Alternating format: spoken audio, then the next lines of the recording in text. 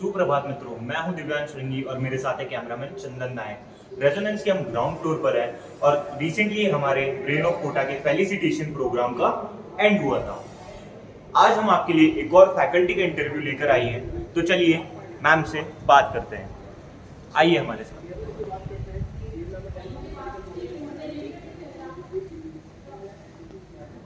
Ma'am, may I come in? Ma'am, we gonna have a little conversation, can we? Sure, sure. तो पहले मैं आपको ma'am का introduction दे देता हूँ। She is Supreet ma'am and she is English coordinator. Ma'am यहाँ पर पिछले 9 साल से काम कर रही हैं। तो सबसे पहले बात करते हैं मैम, आपका यहाँ पर एक्सपीरियंस कैसा रहा? मेरा यहाँ का एक्सपीरियंस बहुत एनरिचिंग रहा है, बहुत लर्निंग रहा है।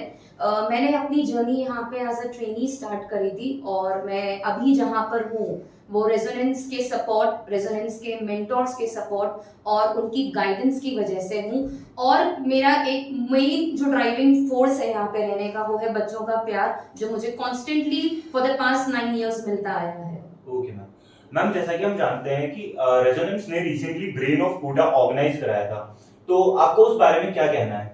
देखिए, जैसे कि एग्जाम का नेम ही बोल देता है ब्रेन ऑफ कोटा, तो ये एग्जाम जो था वो कोटा के प्रोडिजियस माइंड्स को सर्च करने का था। और रेजोनेंस हमेशा इसमें बिलीव रखता है कि अगर ऐसा कोई बच्चा है जो कि एक्स्ट्रा ऑर्डिनरी टैलेंट या इंटेलेक्चुअल लेवल पोसेस करता है तो उसके माइंड को रिवॉर्ड देना चाहिए, उसे सेलिब्रेट करना चाहिए। तो ब्रेन ऑफ कोटा उसमें से एक वही एग्जाम था जिसमें कोटा के बहुत सारे बच्चों ने पार्टिसिपेट किया है और बहुत अच्छे से परफॉर्म भी किया है और बहुत सारे वैल्यूएबल गिफ्ट्स भी जीते हैं। और आगे भी वी मेक श्योर कि हम ऐसे एग्जाम्स कंडक्ट करते रहें जिससे बच्चा अपना टैलेंट शो ऑफ करता रहे। मैम, अब स्टूडेंट से रिलेटेड कुछ बात कर लेते हैं। जैसा कि हम जानते हैं कि स्टूडेंट्स जब हमारे पास आते हैं तो उनको वोकैबुलरी या फिर जो इंग्लिश की फ्लुएंसी होती है उसमें उसे प्रॉब्लम होती है, तो आप उस बारे में क्या कहना चाहेंगे? आप उसे कैसे इंप्रूव कर सकती हैं? क्या उसके लिए आपके पास कुछ शॉर्ट ट्रिक्स हैं? Yes sir, okay.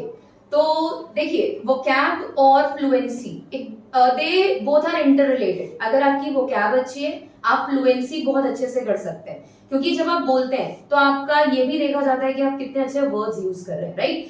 तो मेरा मेन टारगेट रहता है कि अगर मुझे वोकैब पढ़ानी है बच्चे को तो मैं उसे शॉर्ट ट्रिक्स के साथ सिखाऊं, निमोनिक्स के थ्रू सिखाऊं। निमोनिक्स वो ट्रिक्स होती हैं जो कि बच्चा अपने आप से क्रिएट कर लेता है वर्ड को देखकर और उससे वो उस वर्ड को थ्रू आउट उसकी लाइफ याद रखेगा। जैसे मैं आपको एक एग्जांपल दे देती हूँ। अब एक सिंपल सा वर्ड है मर्थ, MIRTH, राइट? अब नॉर्मली क्या होता है, हम वोकैब के उतना ज्यादा कांटेक्ट में नहीं होते तो हमें याद नहीं आता मीनिंग क्या है।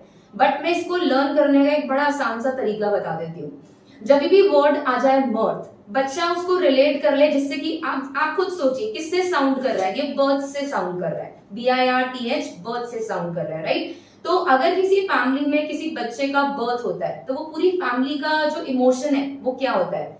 आई थिंक सभी को पता होगा, हैप्पीनेस वाला होगा, राइट? तो मर्थ का मतलब भी हैप्पीनेस ही होता है, राइट? तो आपको जब भी कोई वर्ड आता है आप उसे कनेक्ट कीजिए कि आप इसको कैसे याद रख सकते हैं, और अगर वो हो गया तो आप वो वर्ड कभी नहीं भूलेंगे।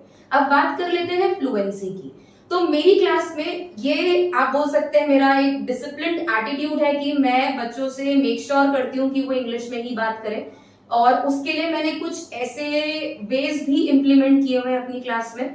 लाइक अगर मैं बात करूं फ्लुएंसी की तो मैंने फाइन इम्पोज किया हुआ है बच्चों के लिए। बहुत ही नॉमिनल फाइन होता है, बच्चे दे देते हैं और उसी फाइन का मनी जो कलेक्ट किया जाता है उसी से उनको बाद में ट्रीट दे दी जाती है। तो बच्चे को क्या होता है, उससे बुरा भी नहीं लगता, वो इसको एक बहुत ही हेल्दी वे में लेके इस चीज को अकम्प्लिश भी करता है। और मेरा जो टारगेट है फ्लुएंसी को अचीव करने का वो भी मैं अचीव कर लेती हूँ। That was a brilliant trick ma'am, ये तो अब मैं भी नहीं भूलूंगा।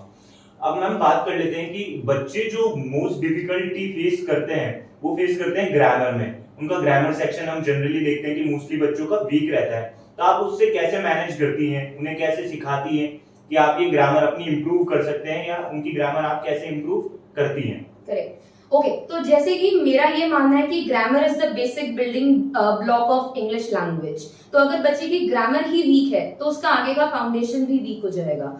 तो मेरा ये हमेशा से रहता है कि मैं अगर क्लास 5th भी पढ़ा रही हूँ, जैसे मैं पढ़ाती हूँ, तो मैं ये कोशिश करती हूँ कि क्लास 5th के बच्चे को जो बेसिक्स हैं ग्रामर के वो अच्छे से आ जाएं, और उसको अच्छा करने के लिए मैं उन्हें एक्टिविटीज के थ्रू उसे पढ़ाने की कोशिश करती हूँ, क्योंकि छोटे बच्चे जो होते हैं ना वो they basically believe in the concept of learning with fun.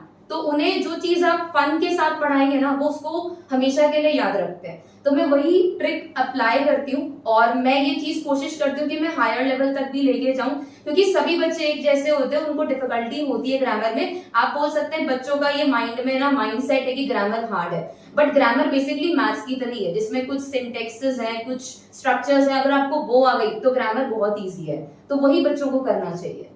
Ma'am एक लास्ट क्वेश्चन, हम बहुत सारे फॉल्स एडवर्टाइजमेंट्स देखते हैं कि 10 से 15 दिन में अपनी इंग्लिश इंप्रूव करें, फ्लुएंट इंग्लिश बोलें, उसके बारे में आपका क्या कहना है?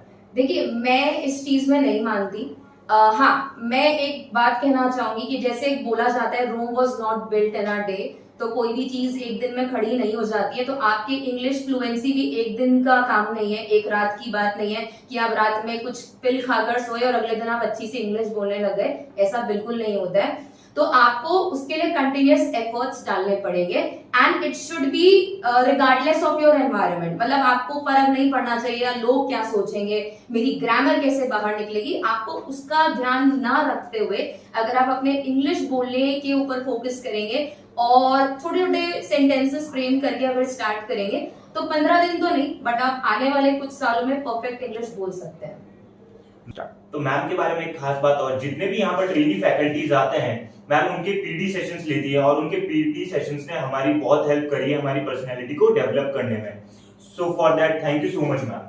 Welcome sir. Thank you so much ma'am for your precious time you have given us. Welcome sir. Okay, तो ये थी सुप्रीत मैम। ऐसे ही कुछ और फैकल्टीज का इंटरव्यू हम आपके लिए लेकर आते रहेंगे। Thank you.